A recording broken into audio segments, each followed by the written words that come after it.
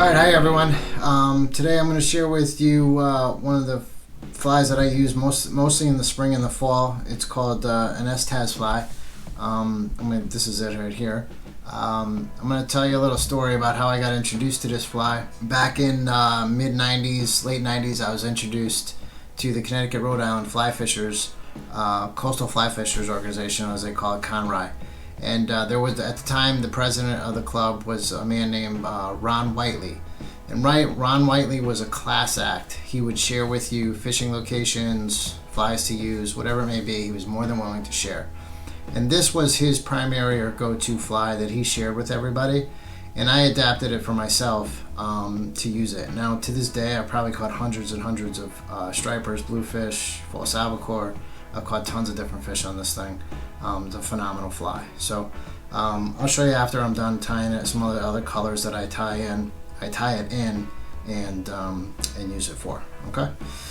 So I start out with usually tie it in a size 4 hook. You can tie it up to a size 1 if you want, or whatever you want to do, but this is the hook that I'm using now.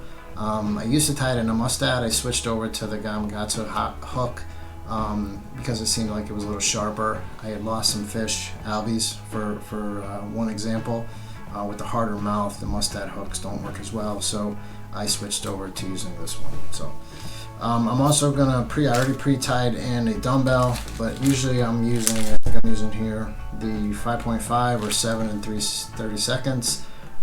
This is a little on the heavy side for a size 4 hook. You could probably go down one more size to like a 5 or a 4.5.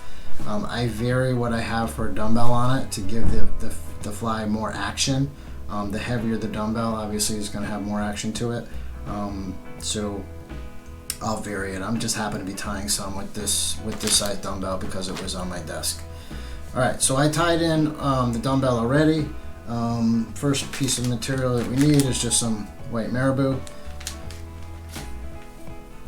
So tie that in. I'm going to take some of this rough edge, cut it off. Again, I am not a fussy tire. I kind of just throw stuff in there. I'm just going to measure this so the marabou is about the size of the hook. Other than that, I'm just going to tie it in. I'm trim this a little bit.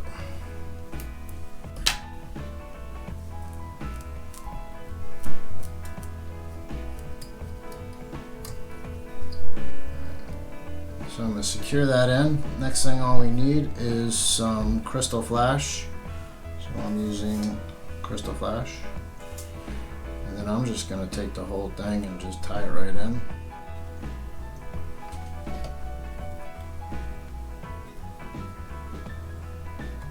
Kind of how I secure one side of it.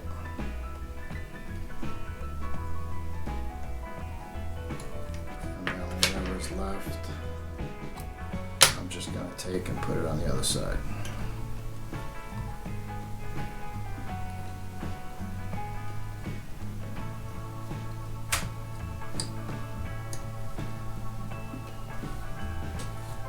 Look something like that.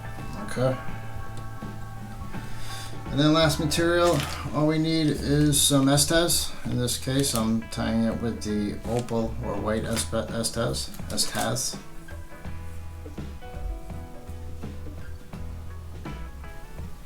Secure that in there. Bring the thread to the front of the hook, and then all we're going to do is palmer this thing in there. Literally, this is like, as you can see, about a minute or 2 minute tie. I like to bring it up over the eyes, secure it in.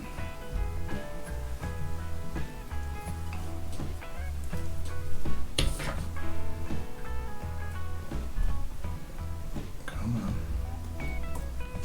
Trim off my edge and secure it. So there you go. There's your, in this case, a white Estaz fly.